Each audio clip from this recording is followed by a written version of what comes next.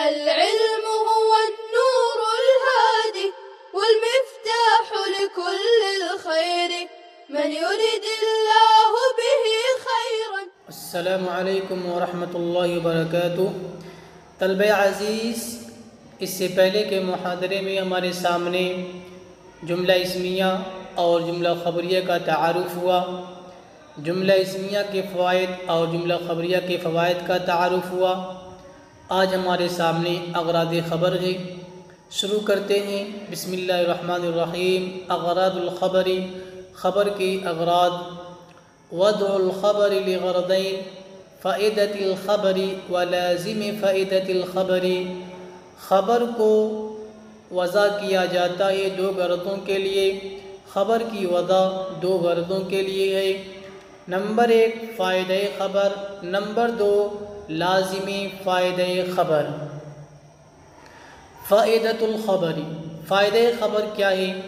هي إفادة المخاطب الحكم الذي تتضمنه الجملة.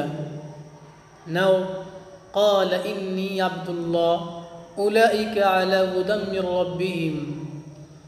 فائدہ خبر مخاطب کو اس حکم کی خبر دینا جس کو جملہ متضمن ہے، جس کو جملہ شامل ہے. جیسے فرمایا میں اللہ کا بندہ ہوں. اولئک علی ھدی من ربہم، وہی لوگ اپنے رب کی جانب سے ہدایت پر ہیں. جی، یہ کب ہوگا؟ جب مخاطب سامنے والا جس کو آپ خبر دے رہے ہیں وہ جاہل ہو. جاہل کا مطلب عالم کے مقابل میں جاہل نہیں، بلکہ جس چیز کی آپ اس کو خبر دے رہے ہیں اسے وہ معلوم نہیں ہے. تو جب آپ وہاں خبر دیں گے تو جو جملہ آپ بول رہے ہیں، جملے کے اندر جو حکم ہے، جو چیز ہے، آپ اس چیز کو اس کو بتانا چاہ رہے ہیں. یہی ہے فائدہ خبر. زید قائم، یہ جملہ کس معنی کو متضمن ہے، کس حکم کو متضمن ہے؟ زید کے کھڑے ہونے کو. تو آپ زید کے کھڑے ہونے کی خبر دے رہے ہیں مخاطب کو. جیسے قال انی عبد اللہ، فرمایا میں اللہ کا بندہ ہوں. مخاطب کو خبر دی جا رہی ہے کہ میں اللہ کا بندہ ہوں. اولئک علی ھدی من ربہم.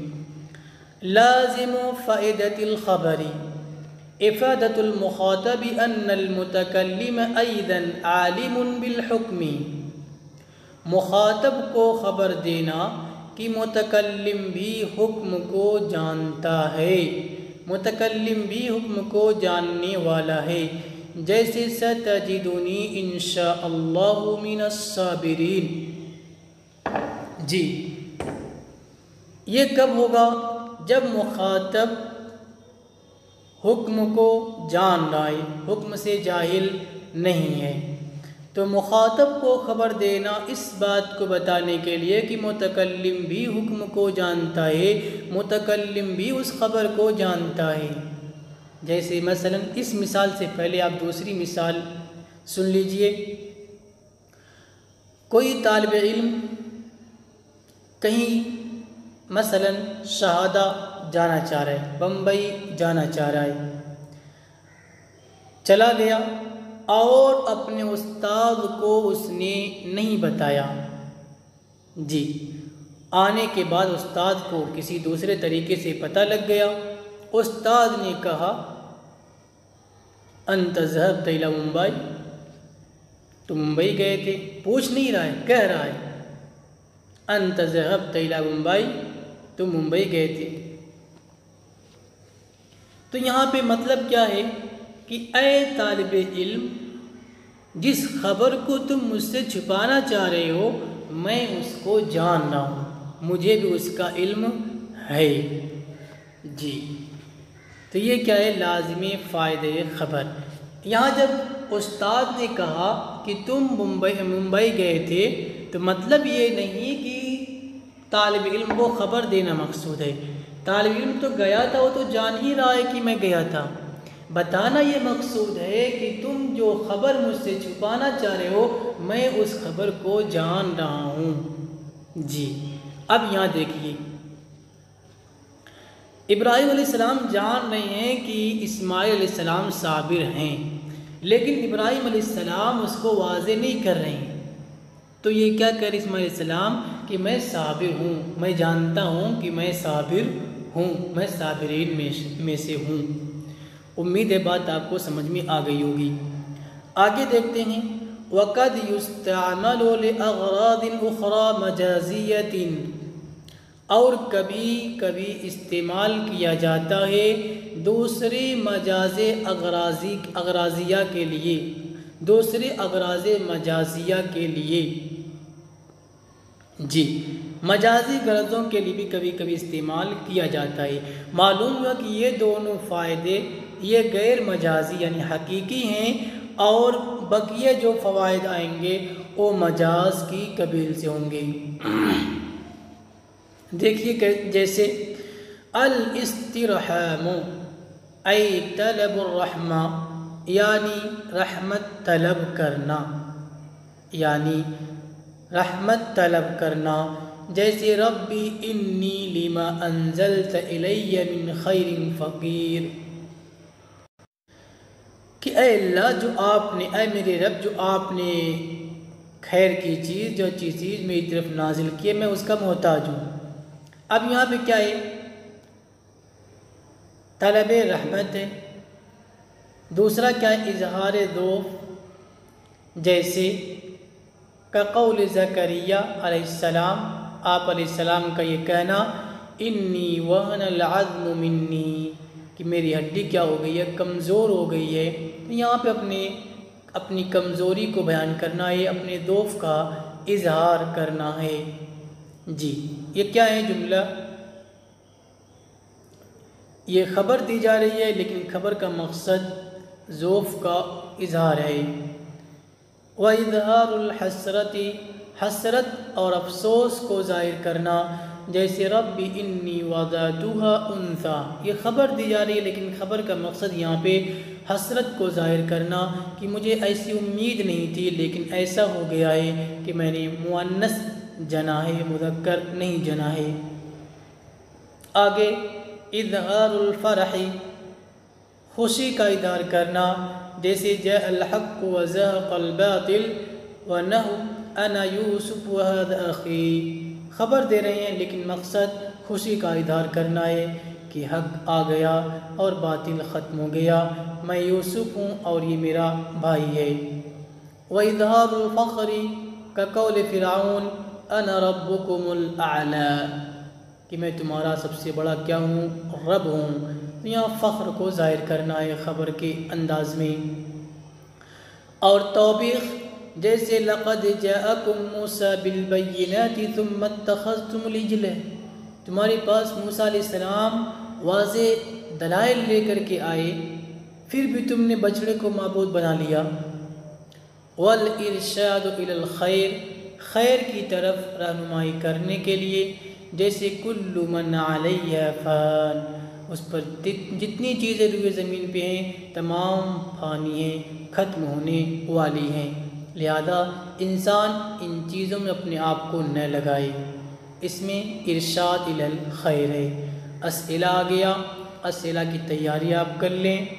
اس کے بعد بین الفائدۃ للجملۃ الفعلیہ والاسمیہ فیما یاتی، جو نیچے آپ کو جملے نظر آ رہے ہیں اس میں آپ جملہ فعلیہ اور اسمیہ کے فوائد کو بیان کیجیے۔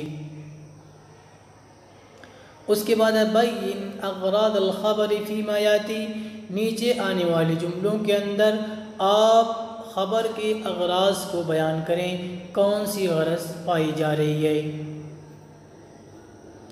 جی طلبہ عزیز، آپ تمرین کو بالکل نہ چھوڑیں، تمرین ہی اس کتاب کی اصل چیز ہے جس سے آپ کو یعنی اس علم کے اندر، اس فن کے اندر مہارت حاصل ہو سکتی ہے۔ آگے چلتے ہیں، قسم آخر للخبر، خبر کی دوسری قسم۔ ينقسم الخبر باعتبار حال المخاطب إلى 3 أقسام، ابتدائي وطلبي وإنكاري۔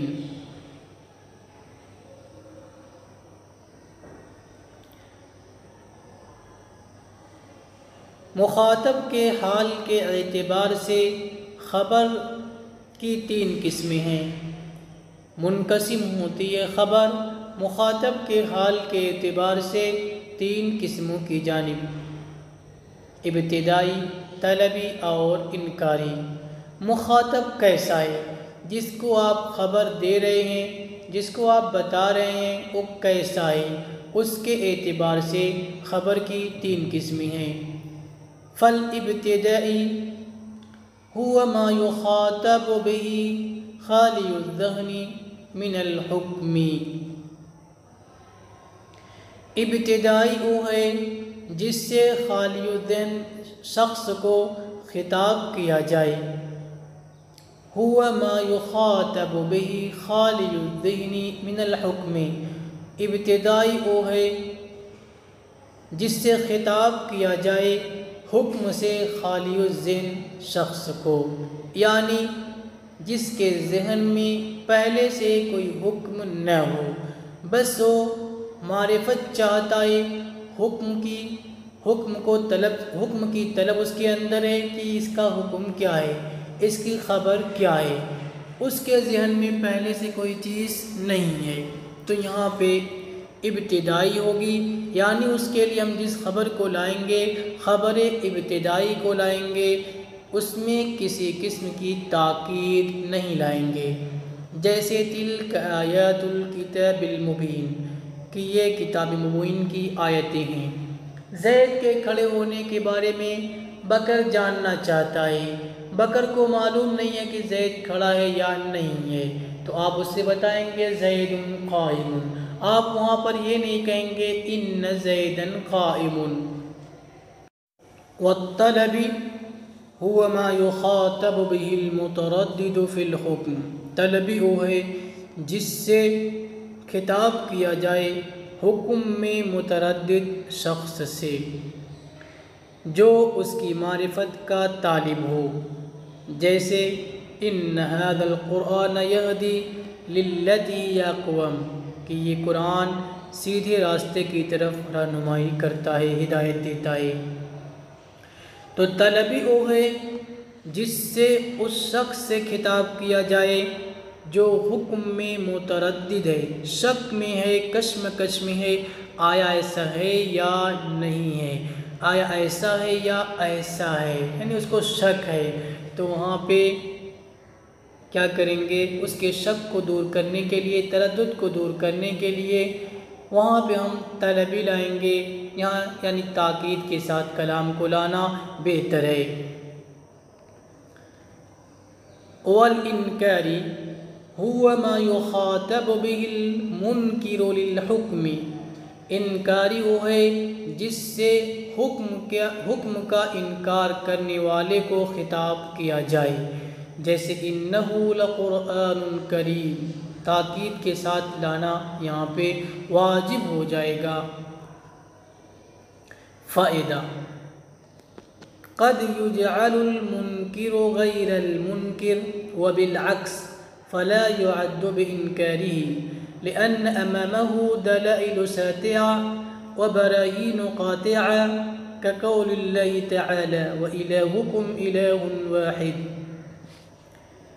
کبھی کبھی منکر کو غیر منکر اور اس کے برعکس مان لیا جاتا ہے، لہذا اس وقت اس کے انکار کا اعتبار نہیں ہوگا، اس لیے کہ اس کے سامنے روشن اور قطعی دلائل موجود ہیں، جیسے اللہ تعالیٰ کا قول وَإِلَٰهُكُمْ إِلَٰهٌ وَاحِدٌ کہ تمہارا معبود ایک معبود ہے۔ کرے کہ غیر منکر کو کبھی کبھی منکر کو غیر منکر اور غیر منکر کو منکر مان لیا جاتا ہے۔ اگر منکر کو آپ نے غیر منکر اعتبار کر لیا ہے تو پھر اس کے انکار کا اعتبار نہیں ہوگا۔ اس کا فائدہ کیا ہوگا؟ اس کا فائدہ یہ ہے کہ جب آپ نے منکر کو غیر منکر مان لیا ہے تو پھر وہاں پہ آپ کو خبر تاکید کے ساتھ لانا ضروری نہیں ہوگا۔ منکر کو غیر منکر منکر کے قائم مقام کیوں مان لیا جاتا ہے؟ اس لیے کہ اس کے سامنے روشن دلائل ہیں، مضبوط قطعی براہین ہیں، لہذا اس کو انکار نہیں کرنا چاہیے تھا۔ تو اس کا پھر آپ اس کے انکار اور عدم انکار کو برابر سمجھ لیتے ہیں۔ جیسے اگر آپ منکر شخص سے کہیں وَإِلَٰهُكُمْ إِلَٰهٌ وَاحِدٌ تو کیا ہے؟ صحیح ہے یہ کہنا۔ آگے دیکھتے ہیں وَأَدَوَاتُ التَّأْكِيدِ، تاکید کے ادوات، یعنی آپ خبر کو مؤکد ذکر کریں گے، تاکید کے ساتھ ذکر کریں گے، تو تاکید کے ادوات کیا کیا ہیں؟ دیکھیے ان، ان، قد، انما اور کأن، یہ تاکید کے ادوات ہو گئے۔ آگے اور بھی ہیں، ان آپ کو ایک مثال لا دیجئے، ان زیدن قائم، ان زیدن قارئ، جی اسی طریقے سے آپ دوسری مثال بھی لا سکتے ہیں۔ آگے ہے لیکن اور سین اور سوف، لام تاکید اور تاکید کے دونوں نون، اور آگے ہے اما شرطیہ اور حروف تنبیہ، اور حروف تنبیہ۔ حروف تنبیہ آپ کے سامنے یعنی الا، اما، ہا، یا، یہ کیا ہیں؟ حروف تنبیہ ہیں۔ ایسے ہی کلا بھی حروف تنبیہ میں آ جائے گا۔ حروف زیادت جیسے تا ہے، با ہے، لا ہے۔ مثال کے طور پہ مَاللَّهُ بِغَافِلٍ، کاف ہے، لیس کمثلہ، لا اقسم، یہ کیا ہیں؟ حروف زیادت ہیں۔ وتقریر الخبر والنفی وکلمات القسم وضمیر الفصل، خبر کا مقرر لانا، نفی کا مقرر لانا، ایسے ہی کلمات قسم اور ضمیر فصل، یہ سب کیا ہیں؟ یہ سب ادوات تاکید میں سے ہیں۔ تو کلمات قسم آپ جان رہے ہوں گے، با ہے، تا ہے، واو ہے، لام ہے۔ تو یہ ساری چیزیں کیا ہیں؟ یہ ادوات تاکید ہیں، ان کے ذریعے سے کلام کو مؤکد کیا جا سکتا ہے۔ آگے دیکھیے بین انواع الخبر و ادوات التاکید فیما یاتی، آپ خبر کے انواع کو بیان کیجئے کہ ابتدائی ہے یا پھر انکاری وغیرہ ہے۔ اس کے بعد اگر تاکید کے ساتھ خبر ہے تو اس میں ادوات تاکید کیا ہیں؟ بحث الانشاء، انشاءاللہ بحث الانشاء اگلے محاضرے میں آپ کے سامنے بیان کیا جائے گا۔ السلام علیکم ورحمۃ اللہ وبرکاتہ۔ السلام عليكم، لا تنسوا الاعجاب بالفيديو والاشتراك في القناة تشجيعا لنا لنستمر بنشر المزيد إن شاء الله.